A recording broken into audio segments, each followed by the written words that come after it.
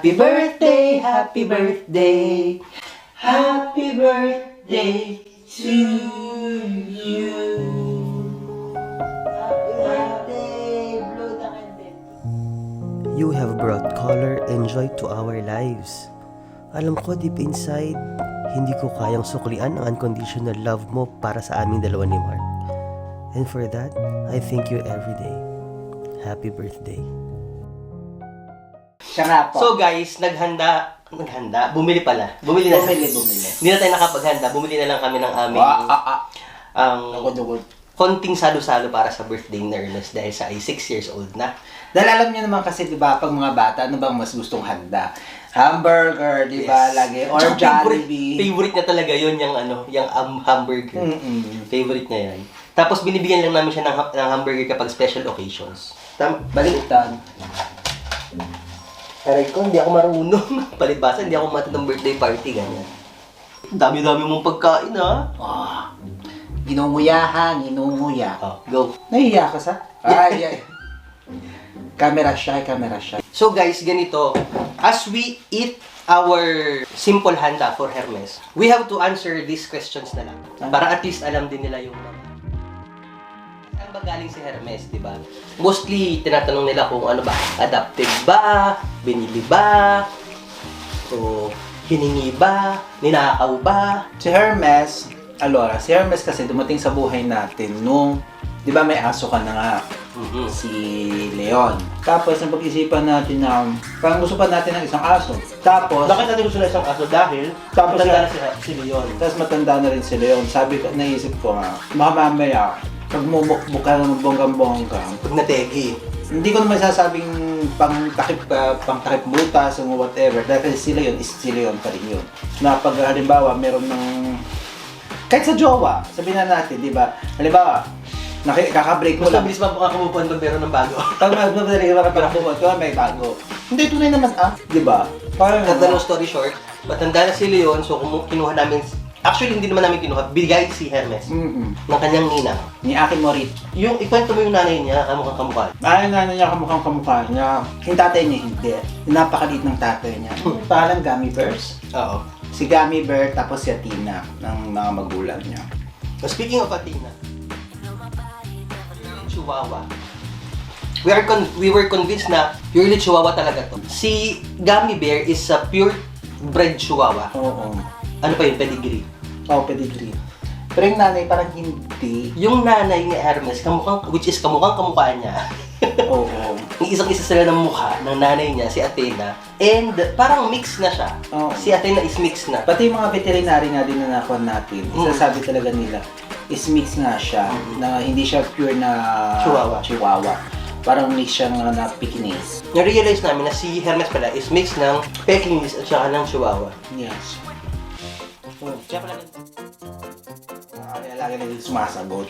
However, dahil kasi ang nanay niya is pangalan niya is Athena. So, pinag-isipan natin kung sino mga anak niya. Athena, di ba? Si Athena yung Greek Goddess. So, nakita natin, merong isang pangalan, pero ang pangit naman, pangit pakinggan. Minerva, no? Hindi Minerva. Pero may Minerva din eh. Hindi. Sa ganun yun. Isa sa mga anak ni Athena. Oo. Tapos, isa yung Hermes. Kahit sabihin na natin is lalaki.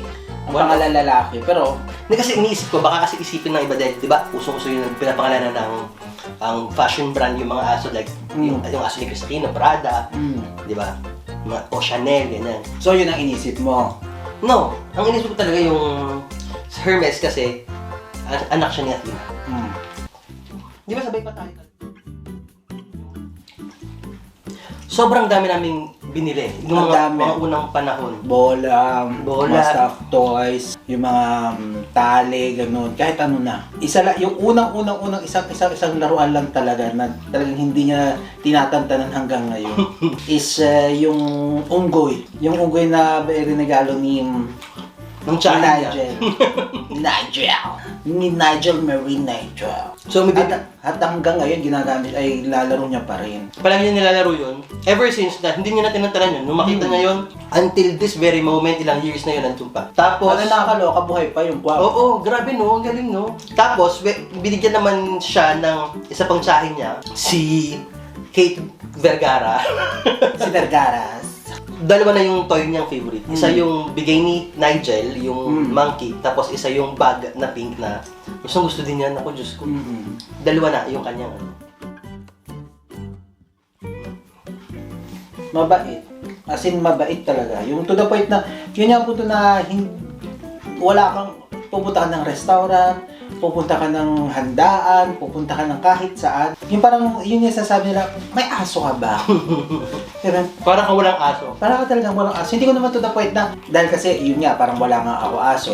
Pero yung to the point na, mabait talaga siya. Yung, kahit mabait, may mga moment din naman na halimbawa, pasaway din naman siya nung halimbawa pag gutom na or nakakita siya ng pagkain. Paminsan-minsan nga, di ba?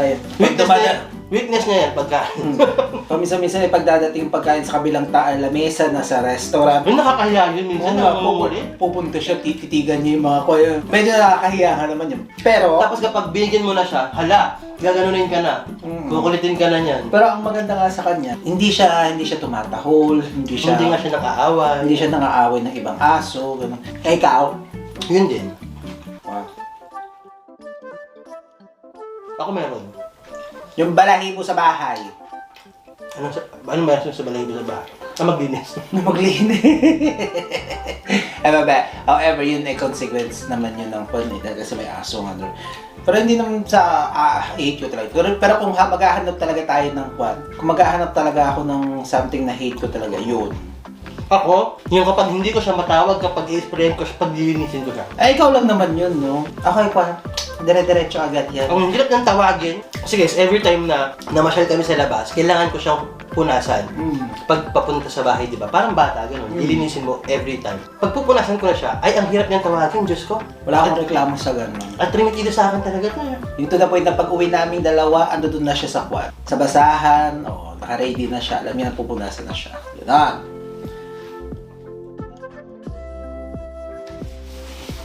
Pinaka-memorable at pinaka-nakakatakot din. Nung tumawag si Jen, na kinagat niya yung kuryente. Akala ko wala na Nakasaksak. Akala ko wala na tayong aso. Talagang sabi ko, ano nangyari doon? Diyos ko po. Gusto ko na sana umuwi ng bahay, tapos tumawag naman ulit. Sabi, okay naman na. Humihinga naman daw. Humihinga naman daw. Pero alam mo, to the point na talagang, ano ba? Sa lahat ng pwede mong kagatin, di ba? Yung ibang aso, kinakagat yung mga upuan, kinakagat lamesa, Yung kanyang mga cord ng kuryente. yung mga cord ng kuryente. Ng extension, ng ventilador. Mas nakakaloka, nakasaksak pa. Buti naman sana kung nakatanggal sa saksakan, hindi. Nakasaksak. Sa akin naman ang pinaka-memorable.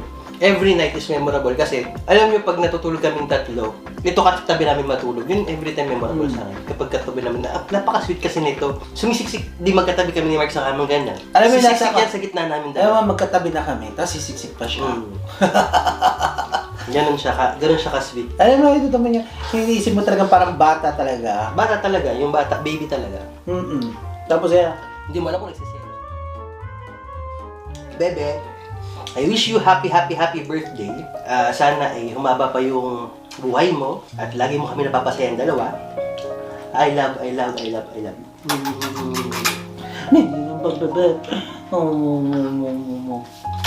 Ang message ko kay Hermes is, yun din.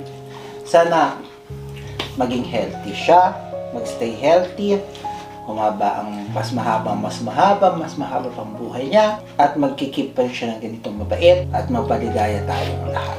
Dahil kasi hindi lang naman tayo napapaligaya niya Pati mga friends natin, mga family friends, natin. yung family, halimbawa pag pupunta sa inyo, di ba? Tuwang-tuwa din ng mga parents mo, mama ko din, tuwang-tuwa din pag pupunta sa kanya. Pati din naman siya, tuwang-tuwa din naman sa amin dahil kasi may kalaro siyang pusa. Di ba, Bebe? Sa amin yung kalaro niya, kapatid ko. Kinukulit siya ng kapatid. Tapos tuwang-tuwa din siya sa nanay mo, lalo na paggagawa ng imbutido.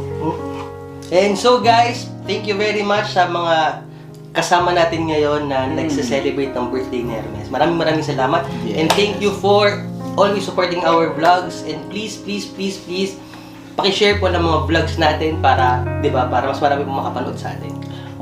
And please subscribe din. At kung hindi mo pa nakiklik yung notification bell, please paki-click na po. See you on my next vlog, guys. Ciao! Happy birthday to you. Happy birthday to you. Happy birthday, happy birthday.